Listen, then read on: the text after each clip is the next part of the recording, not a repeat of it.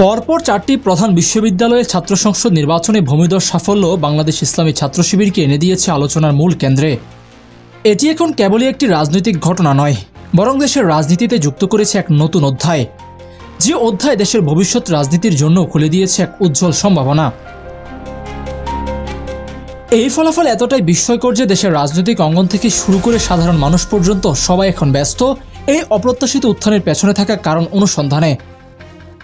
বিশ্লেষকরা বলছেন, শিবিরের ধারাবাহিক সাফল্যের পেছনে রয়েছে তাদের দীর্ঘমেয়াদী পরিকল্পনা, সংগঠনের শৃঙ্খলা এবং দলের কৌশলগত উদ্ভাবন। বিশেষ করে বাংলাদেশ জামায়াত ইসলামীর নায়েবে আমির ও ছাত্র শিবিরের সাবেক সভাপতি ডক্টর সৈয়দ আবদুল্লাহ মোহাম্মদ তাহেরের দূরদর্শী নেতৃত্ব এই সাফল্যের ভিত্তি করে দিয়েছে। তার সময়কালেই ছাত্র শিবির তার প্রচলিত কাঠামো থেকে বেরিয়ে এসে নতুন নতুন কৌশল ও কর্মপদ্ধতি গ্রহণ করতে শুরু করেছে, যা বিশ্ববিদ্যালয়ের শিক্ষার্থীদের কাছে এই সংগঠনকে করে তোলে আরও বেশি গ্রহণযোগ্য। ডক্টর তাহেরের নেতৃত্বে ছাত্র শিবির মূলত এক ঐতিহাসিক পরিবর্তনের মধ্য দিয়ে যায়। তার সময়ে এই সংগঠন শুধু আদর্শিক দিক থেকে নয়, বরং সাংগঠনিক এবং কৌশলগত দিক থেকেও আরোহণ করে সাফল্যের এক নতুন উচ্চতায়। তার উদ্যোগে শুরু হয় একাধিক যুগান্তকারী পদক্ষেপ। এরই ধারাবাহিকতায় শিবির কিশোরদের জন্য একটি বিশেষ পত্রিকা বের করার সিদ্ধান্ত নেয়, যার নামকরণ করা হয় কিশোর কণ্ঠ। এটি ছিল সম্পূর্ণ একটি ব্যতিক্রমী পরিকল্পনা, কারণ সে সময় কোনো ছাত্র সংগঠন কিশোরদের মনস্তাত্ত্বিক জগৎ, তাদের স্বপ্ন, চিন্তাধারা ও কৌতূহলকে এতটা গুরুত্ব দেয়নি। কিশোর কণ্ঠ পত্রিকার মাধ্যমে শিবির প্রথমবারের মতো ভবিষ্যৎ প্রজন্মের মানসিক গঠন এবং নেতৃত্ব তৈরির প্রক্রিয়া সরাসরি যুক্ত হয়। এটি কেবল একটি পত্রিকা নয়, বরং একটি আদর্শিক আন্দোলনের সূচনা, যার লক্ষ্য ছিল কিশোরদের মধ্যে নৈতিক মূল্যবোধ, নেতৃত্বের চেতনা এবং সামাজিক দায়বদ্ধতা জাগিয়ে তোলা। অল্প সময়ের মধ্যে এই পত্রিকা ব্যাপক জনপ্রিয়তা লাভ করে এবং তরুণ প্রজন্মের চিন্তা ও চরিত্র গঠনের ক্ষেত্রেও ব্যাপক প্রভাব ফেলতে শুরু করে। শুধু তাই নয়, শিবির প্রথমবার মতো শুরু করে বিশ্ববিদ্যালয়ে ভর্তি কোচিং কার্যক্রম, যা ছিল এক অনন্য উদ্ভাবন। প্রথমে রেটিনা এবং পরবর্তীতে ফোকাস নামের কোচিং সেন্টারগুলো শুধুমাত্র শিক্ষার্থীদের ভর্তি প্রক্রিয়ার প্রস্তুতি দিত না, বরং তাদের সঙ্গে এক গভীর মানবিক এবং আদর্শিক সম্পর্ক গড়ে তুলত। হাজারো শিক্ষার্থী এই প্রতিষ্ঠানগুলোর মাধ্যমে নিজেদের স্বপ্ন পূরণের সুযোগ পেয়েছিল, আর সেই সাফল্যের সঙ্গে জড়িয়ে গিয়েছিল শিবিরের নাম। এটি শিবিরকে একটি ইতিবাচক ও বিশ্বাসযোগ্য ব্র্যান্ডে পরিণত করেছিল, যা অন্য কোনো ছাত্র সংগঠন তখনও কল্পনায় করতে পারেনি।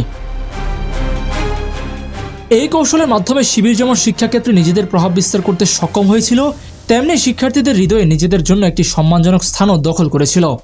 পরে দেশের অন্যান্য ছাত্র সংগঠনগুলো এই মডেল অনুসরণ করতে বাধ্য হয়। এটি প্রমাণ করে ডক্টর তাহেরের এমন কৌশল কতটা বাস্তবভিত্তিক ও দূরদর্শী ছিল। এছাড়াও স্কুল কার্যক্রমও ছিল ছাত্র শিবিরের দীর্ঘমেয়াদী পরিকল্পনার একটি গুরুত্বপূর্ণ অংশ। এই কার্যক্রমের মাধ্যমে সংগঠনটি বিশ্ববিদ্যালয় বা কলেজ পর্যায়ে সীমাবদ্ধতা অতিক্রম করে শিক্ষার্থীদের প্রাথমিক পর্যায় থেকে নিজেদের আদর্শের সঙ্গে পরিচিত করে তোলে। এতে সংগঠনের ভিত্তি আরও মজবুত হয়, কারণ একজন শিক্ষার্থী কলেজ বা বিশ্ববিদ্যালয়ে প্রবেশ করার আগেই শিবিরের সঙ্গে সংযুক্ত হয়ে যেত। এই প্রক্রিয়া শুধু সাংগঠনিক সম্প্রসারণে নয়, বরং ভবিষ্যৎ নেতৃত্ব তৈরির ক্ষেত্রেও শিবিরকে একটি টেকসই শক্তিতে পরিণত করে। পাশাপাশি ভর্তি পরীক্ষা দিতে আসা শিক্ষার্থীদের আবাসন সংকট দূর করতে ছাত্র শিবির গড়ে তুলেছিল একটি সাময়িক আবাসন ব্যবস্থা।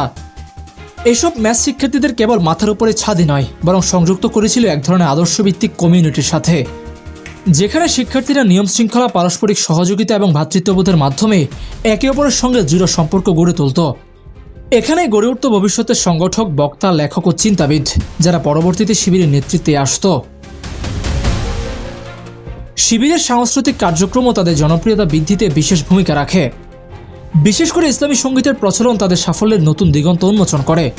সংগঠনের শিল্পীরা ইসলামিক সঙ্গীতকে এমনভাবে উপস্থাপন করেন যাতে বিনোদনের পাশাপাশি সমাজে এক ইতিবাচক ও নৈতিক বার্তা পৌঁছে যায়। রমজান মাসে বিভিন্ন টেলিভিশন চ্যানেলের অনুষ্ঠান থেকে শুরু করে শিক্ষা প্রতিষ্ঠানের সাংস্কৃতিক আসর, সবখানেই শিবিরের শিল্পীদের উপস্থিতি দেখা যেত। পাশাপাশি বেসরকারি বিশ্ববিদ্যালয় শিবিরের কার্যক্রম সম্প্রসারণ ছিল তাদের আরেকটি গুরুত্বপূর্ণ অর্জন। যখন অন্যান্য সংগঠন সরকারি বিশ্ববিদ্যালয়ে সীমাবদ্ধ ছিল, তখন শিবির দূরদর্শিতার সঙ্গে বেসরকারি বিশ্ববিদ্যালয়গুলোতেও কার্যক্রম পরিচালনা করেছিল। এখান থেকে বোঝাই যায় শিবিরের এই সাফল্য কোনো আকস্মিক ফল নয়, বরং দীর্ঘদিনের পরিকল্পনার একটি বাস্তব ফল। আর এই পুরো প্রক্রিয়া ছাত্র শিবিরের সাবেক সভাপতি আবদুল্লাহ মোহাম্মদ তাহেরের ভূমিকা ছিল অবর্ণনীয়।